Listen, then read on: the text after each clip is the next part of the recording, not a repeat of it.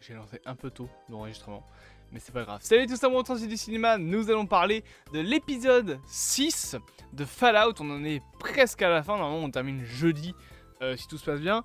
Épisode, bien évidemment, mais donc qui suit la suite de ce qui s'est passé dans l'épisode 5. Donc, on a les petits passages, bien évidemment, dans l'abri 4. Donc, abri où Lucie et Maximus ont fini l'épisode précédent.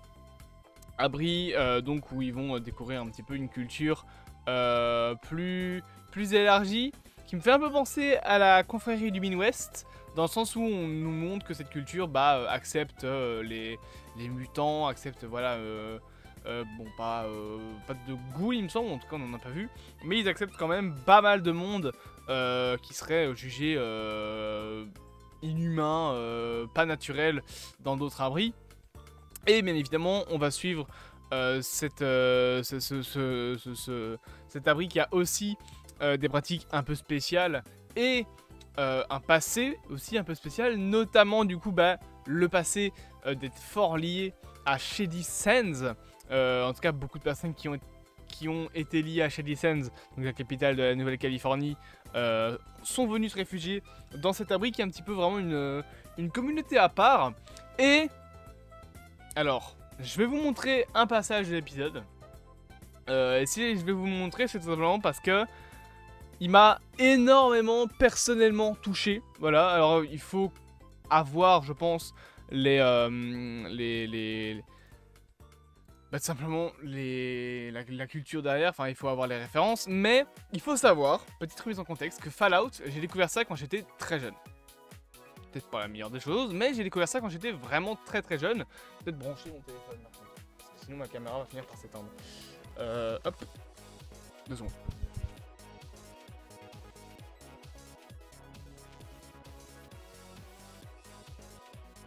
Parfait. Voilà, donc Fallout, moi j'ai découvert ça quand j'étais très jeune, avec 3 opus bien précis, Fallout 3, Fallout 4 et Shelter.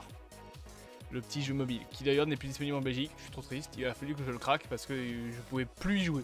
Il est plus disponible en Belgique, donc j'ai pas le choix de le craquer. Mais Fallout 4 est un jeu... Moi j'ai adoré Fallout 4. Voilà, je sais que beaucoup de fans vont dire ouais, c'est pas aussi sage que Fallout 2. C'est vrai que... que Fallout 2 et Fallout 1, c'est vrai que la fin de Fallout 1, spoiler, tu déchires en deux il y a une des fins possible où tu peux déchirer en deux le superviseur. Enfin, c'est pas vraiment que tu le déchires, mais tu lui tires dessus et t'as la moitié de son corps qui se part en couille. Et après, il rampe comme ça en agonisant. Il fait. En plus, il est vieux, donc c'est drôle.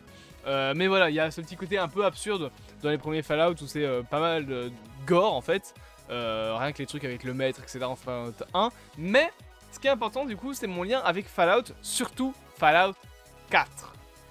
Il y a une musique que j'entends tous les jours parce que c'est le son de notification de quelqu'un que je connais, que j'entends tous les jours, c'est le thème principal de Fallout 4. Et cette musique me rend nostalgique. Petit moment avec Lucie, où on voit Shady Sands, le drapeau de la Nouvelle-Californie.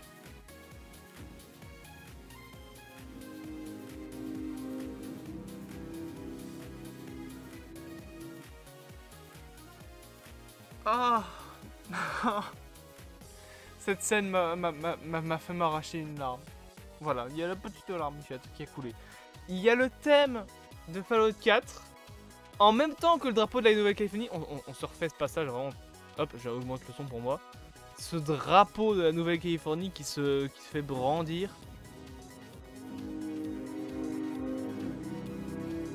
Ah, c'était le putain de kiff. Et j'étais trop content de voir ça. Déjà, le drapeau de Nouvelle-Californie, ça rappelle New Vegas.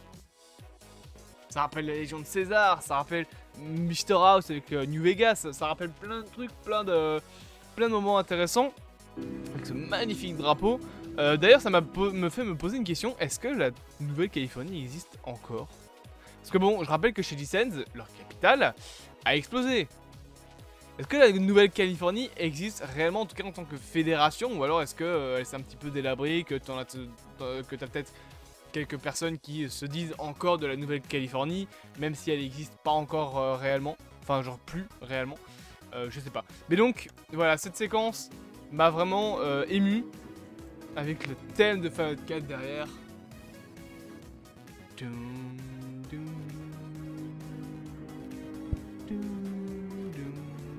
C'est voilà, moi ça m'a touché parce que Fallout 4 c'est un des premiers Fallout auxquels j'ai joué et j'étais très content, ta gueule la pub YouTube, d'avoir ça qui était présent, tout simplement. C'est con mais voilà, ça m'a beaucoup touché, donc je suis vraiment content de cet épisode. Bien évidemment il n'y a pas que ça, il y a aussi l'histoire avec le fait qu'ils ont un lien assez spécial avec la Moldaver, puisqu'ils lui font un culte. D'ailleurs, on dirait un peu un champion, enfin pas un champion, mais un peu un truc genre en mode japonais. Genre, tu sais, avec le soleil levant qui est au-dessus, un peu japonais, ou alors il y avait beaucoup ça aussi dans l'Empire romain, ce qui est un peu plus logique si c'est l'Empire romain, parce que bon, on est du côté de Los Angeles, donc pas très loin, t'as la Nouvelle-Californie, je raconte qu'il y a la Légion de César. Mais donc voilà, il y avait ça qui était présent dans l'épisode, ce fameux thème de Fallout 4. Bien évidemment qu'on en apprend en plus encore un peu sur le passé donc de Cooper Howard en tant que ghoul, et on apprend aussi que Lucy va à la fin de l'épisode dans le niveau 12 de l'abri, qui était un abri où elle ne pouvait pas aller, et elle se fait un peu tabasser la gueule par des gens.